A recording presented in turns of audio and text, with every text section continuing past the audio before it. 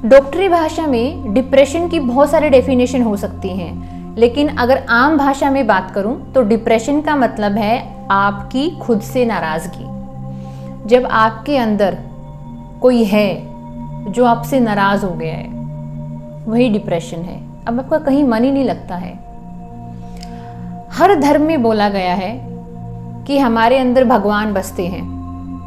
आत्मा सो परमात्मा, यानी एक परमात्मा है, उसी ने हम सब आत्माओं को बनाया है और हम उससे कनेक्टेड हैं। यानी हर आत्मा उस परमात्मा से जुड़ी हुई है। लेकिन जब हम खुद ही अपनी आत्मा से ना जुड़े हुए हो, हम खुद ही डिस्कनेक्टेड फील करते हो, उसी को डिप्रेशन का नाम दे देते हैं। The disconnection leads to depression.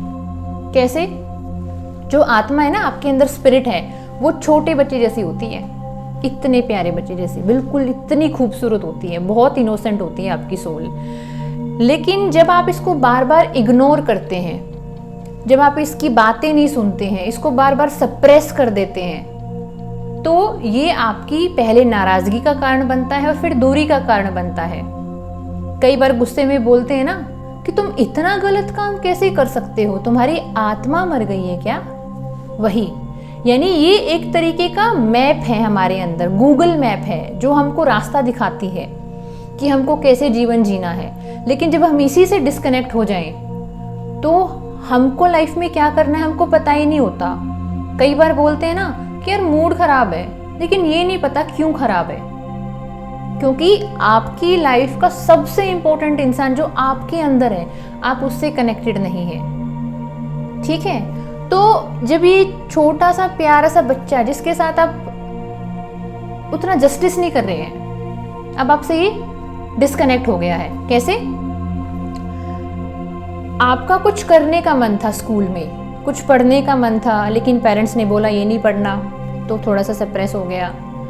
आप कुछ खाना चाहते हैं, बाहर जाना चाहते हैं, पढ़ना चाहते हैं, आप कुछ अपनी चॉइसेस की चीज़ें अपनी लाइफ में करना चाहते हैं, लेकिन आपकी पर्सनालिटी उतनी स्ट्रांग नहीं है, आप रेजिस्ट नहीं कर पा रहे क्योंकि आपके पेरेंट्स की जो फिलोसफी है लाइफ की वो अलग है। आप जिस स्कूल में, जिस कॉलेज में, जिस एनवायरनमेंट में, जिस माहौल में आप पढ़ रहे हैं, जीवन जी रहे हैं, वो बहुत अलग है जैसा आप चाहते हैं। तो आपके अंदर एक कुंठा आ जाती है। किसको आ गई है वो कुंठा, वो नाराजगी? उस अंदर वाले इंसान को, उस अंदर वाले बच्चे को, क्योंकि वो कुछ भी तो अपने मन का नहीं कर पा रहा, अपनी अभिव्यक्ति नहीं कर पा रहा।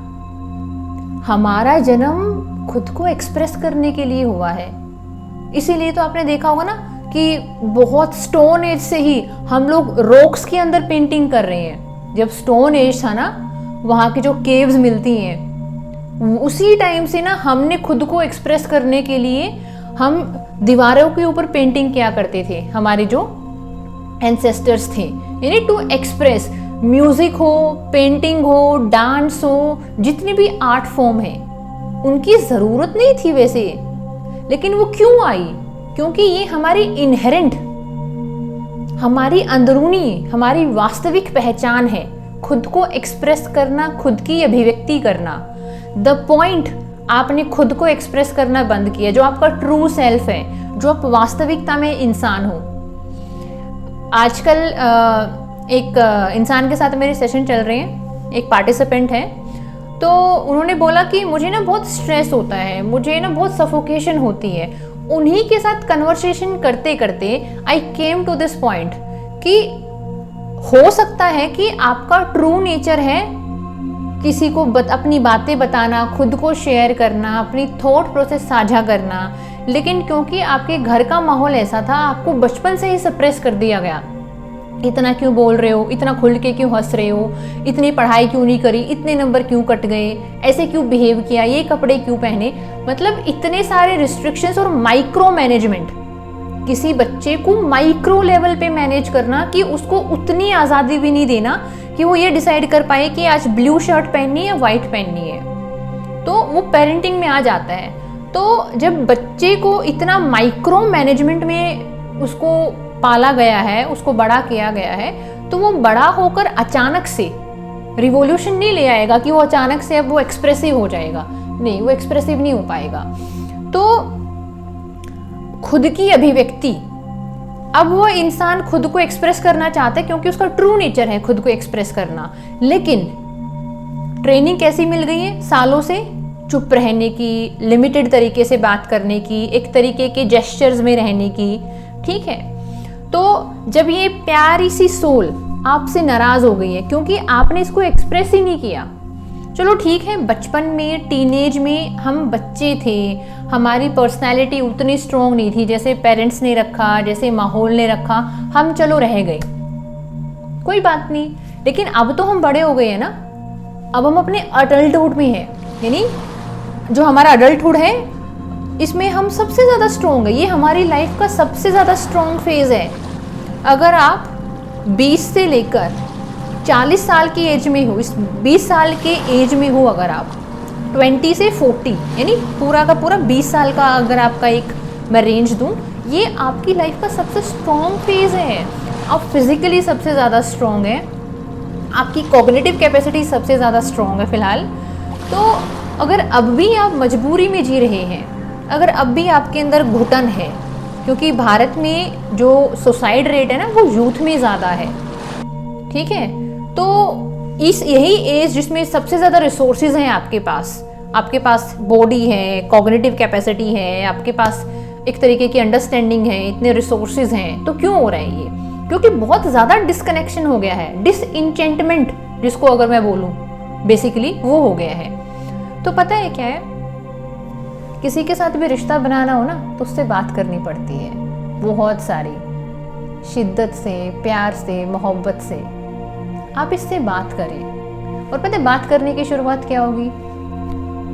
बात करने की शुरुआत होगी माफ़ी से। आप अपने इनर सेल्फ से माफ़ी मांगिए, आप अपने इस प्यारे से छोटे से बच्चे से माफ़ी मांगिए। क्या माफ़ी मांगनी है?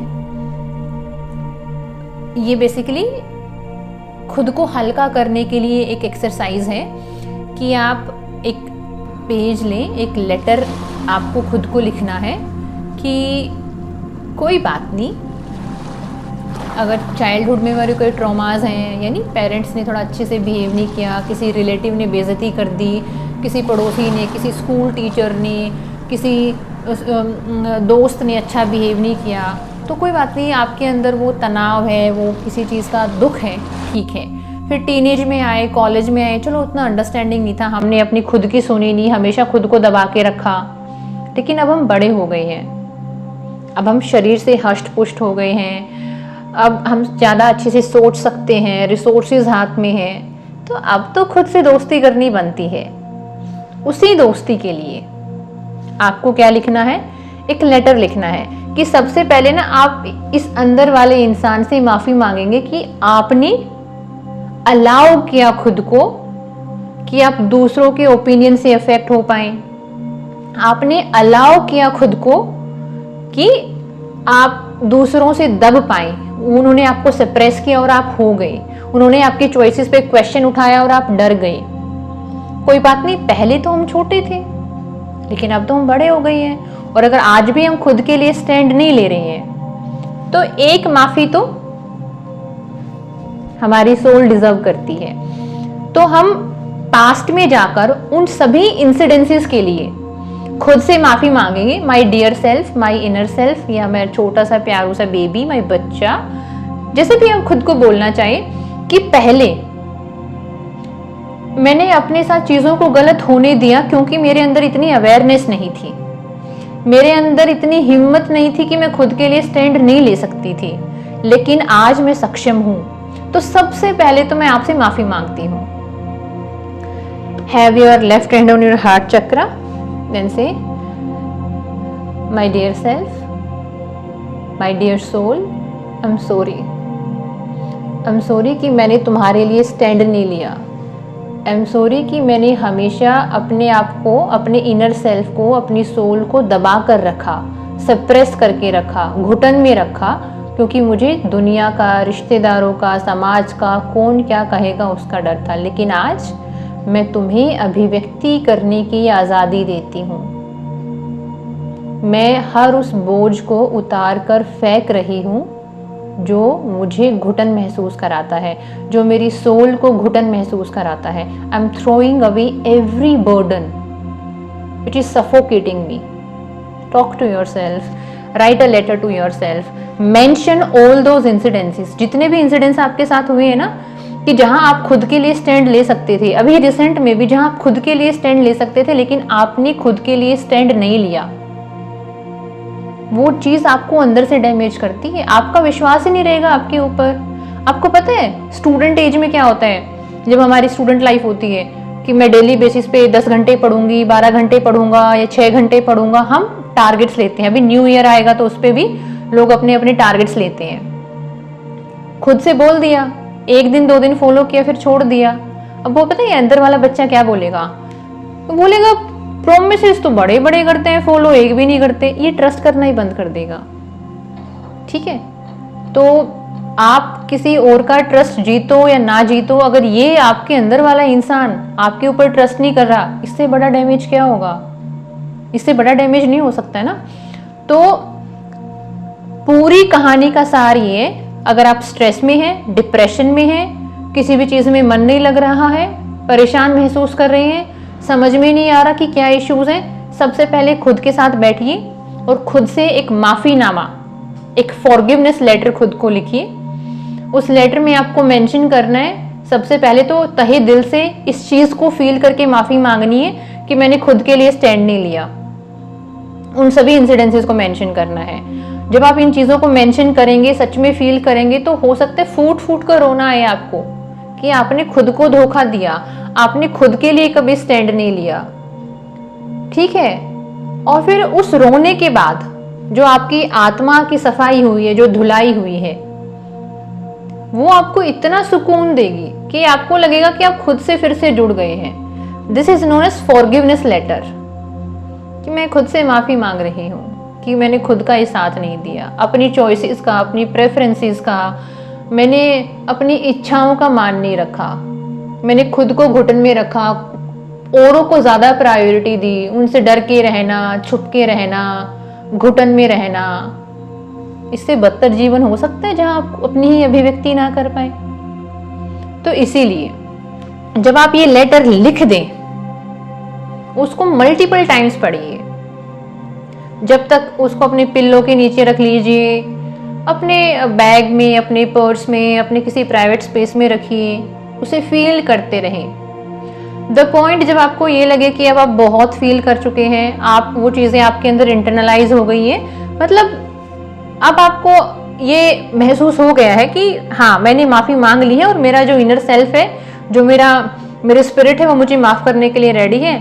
तो आप इस एनर्जी को रिलीज कर दीजिए, क्योंकि पेपर में आपने अपने इमोशन डाले हैं ना, emotion are made up of energy, तो एक तरीके की एनर्जी स्टोर है उस पेपर में। तो उस पेपर को आप बंद कर दीजिए, जला दीजिए, उसको अपने सामने जलता हुआ देखिए। शायद आपके दुखों की ये एक अंतिम यात्रा थी, क्योंकि जब इंसान खुद से जुड़ जाता है, खुद से प्यार करने लगता है, तो कभी अकेलापन फील नहीं होता, एंजाइटी नहीं होती, उसे डर नहीं होता कि ये नहीं हुआ तो क्या होगा, 4 लोग क्या बोलेंगे, वो मुझे छोड़ के चली गई तो क्या होगा, वो रिलेशनशिप में हो, उसने मेरा साथ नहीं दिया, मुझसे शादी नहीं करी तो क्या होगा, ये नौकरी नहीं मिली तो क्या होगा, ये प्रोजेक्ट काम नहीं किया तो क्या होगा।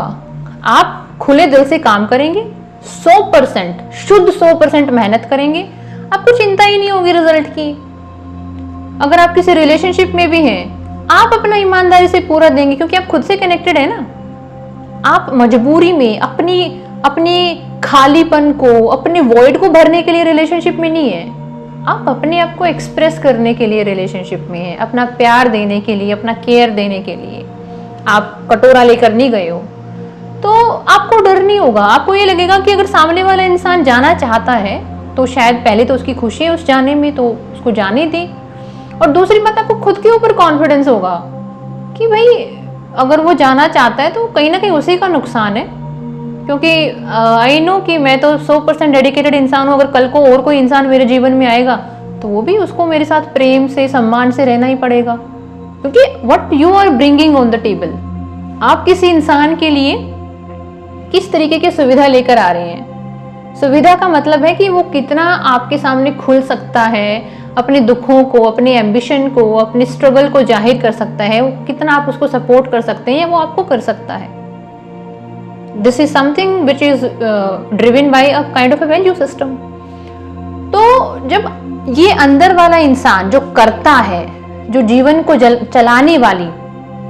चलाने वाली मेन एंटिटी है, अगर वो रिलैक्स है ना कि भाई देख लेंगे, नौकरी चली गई, एग्जाम पास नहीं हुआ, कुछ ना कुछ और खराब हो गया, जीरो से शुरू कर लेंगे, क्योंकि खुद के ऊपर कॉन्फिडेंस होता है। मांझी को देखा ना, दशरथ मांझी, एक हथौड़ा और एक छेनी लेके पूरा पहाड़ उन्होंने तोड़कर और रास्ता बना दिया, क्योंकि उस इंसान का पर्पस क्लियर था, वो उसको खुद से एक कनेक्शन था कि भाई मेरी बीवी को वो इलाज नहीं मिल पाया, वो सुविधा नहीं मिल पाई, तो उस इंसान का एक एक्सप्रेशन था, वो उनकी खुद की एक अभिव्यक्ति थी, अपने वाइफ के प्रति उनका एक प्रेम था कि इसकी वजह से मेरा जो कंपेनियन है, मेरा साथी है, मुझसे छिन गया, अब मैं इसको नहीं रहने दूंगा।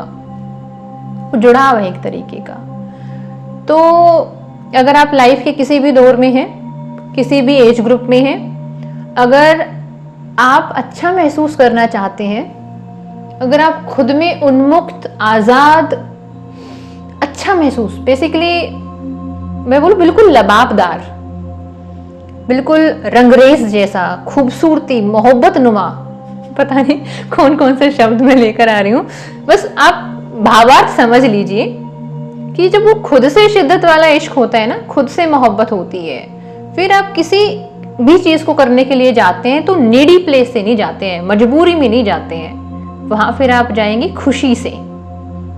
ठीक है, तो इसी पर मैं विराम देती हूँ। राधे राधे।